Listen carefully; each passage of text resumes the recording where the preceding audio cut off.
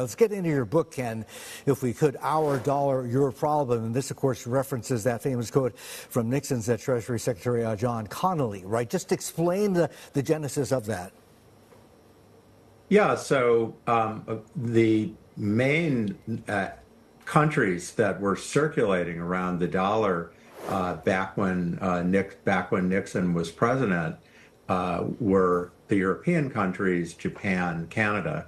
The rest of the world really wasn't part of the dollar bloc in a significant way. Everyone was pegging to the dollar, and the dollar was pegging to gold.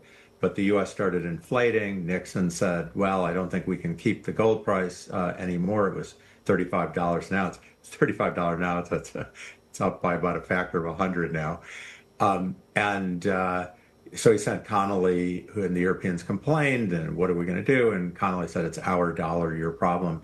And that title really speaks to me because it represents sort of the U.S. arrogance, but also, hey, the 1970s were terrible for us after we departed completely from gold. It was our problem, too. Yeah, Ken, you know, I was watching you on a pod, I can't remember with who, right? And you said this half in jest, cheekily and also jokingly, but you said, you know, today it could easily be our Trump, your problem. What did you mean by that? No, our Donald, your problem was. Yeah, our Donald, your problem. You're well, right. no, I think the current no worries. The title, as I have it, I think fits the moment. I honestly finished this book. It's with a university press. They're slow as molasses. I finished the book before I knew who would win the U.S. election. I didn't think the dollar was in for any bed of roses under Harris. I think it's been in decline. The U.S. has budget problems that would have been bad under any president. Federal Reserve independence is not as sacrosanct as people think. I certainly thought there would be problems, but I didn't. I knew Trump was going to have tariffs. I talked about that in the book. But Liberation Day was a little crazier than even I imagined. Yeah, you know, the fade in the dollar until just the last day or so as a place where money runs for safety, that's been going on for a while already. Do you believe that the Trump administration since January, since it became a lot clearer what his policies were, exacerbated it and just accelerated this? And weak dollar, you know, his Treasury Secretary now, Scott Bessent, has been out pretty publicly saying, look, this is something that the administration wants. Well, the Treasury Secretary tries to talk the dollar up or down at their risk because it almost never works, although, you know, I certainly think Scott Bessent's done a good job.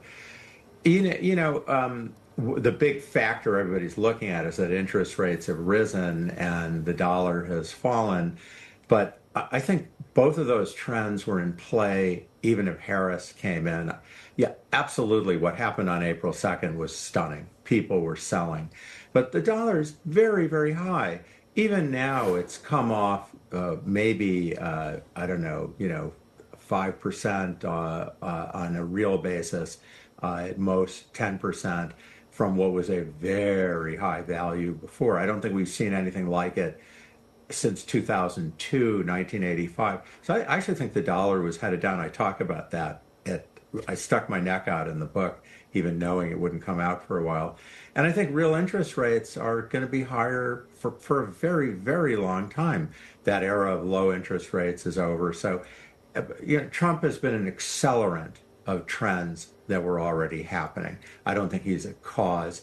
I think if Harris had won, she was his opponent, in case people forget. I think we would have seen some similar trends, but without necessarily all the theatrics and drama.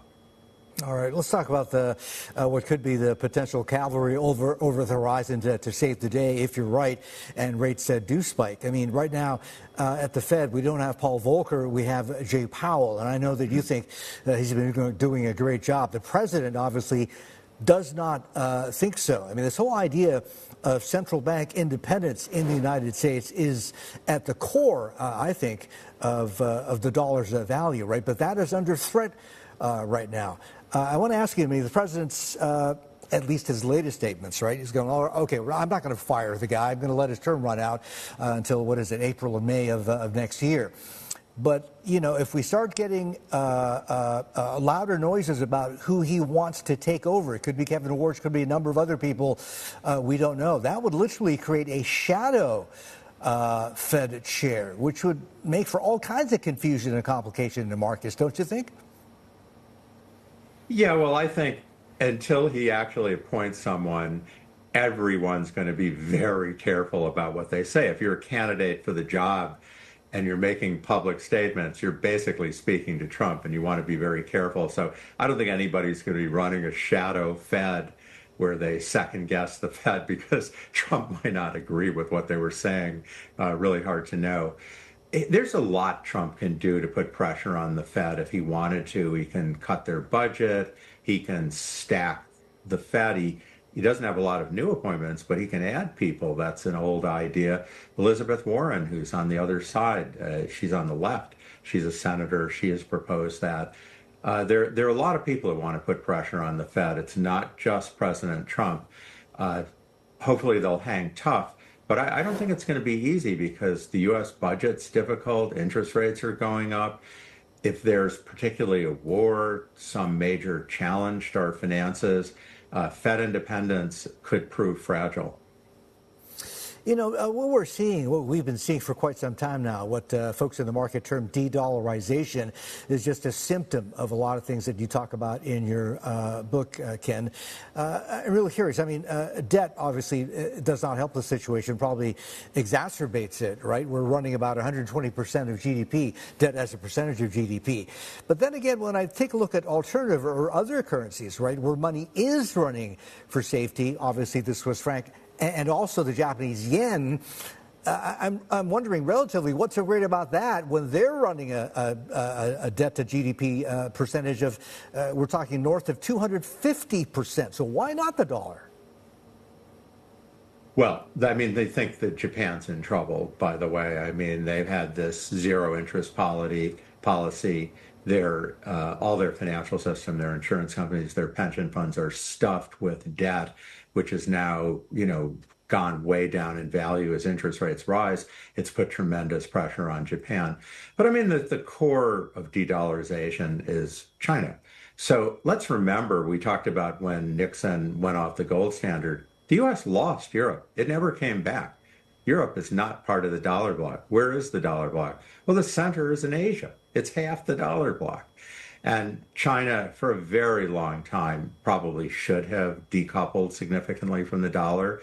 It's happening. And let's face it, the sanctions are playing a role. They have to cut back their treasury holdings. They're less inclined to peg to the dollar.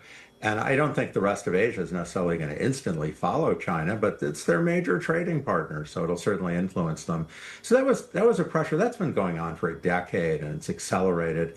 But as you say, there are also some problems coming from the middle. So I don't think it's that the dollar is replaced, is that it loses market share. Just as Europe broke off, I think we're going to see Asia be much, much less dollarized, say 5-10 years from now. And that's going to raise U.S. interest rates. It's going to make sanctions less effective. So it's not the same thing as replacing the dollar, but it's certainly going to defang it to some extent. And it's going to put pressure on U.S. budget, interest rates, and Americans are not prepared for any of that.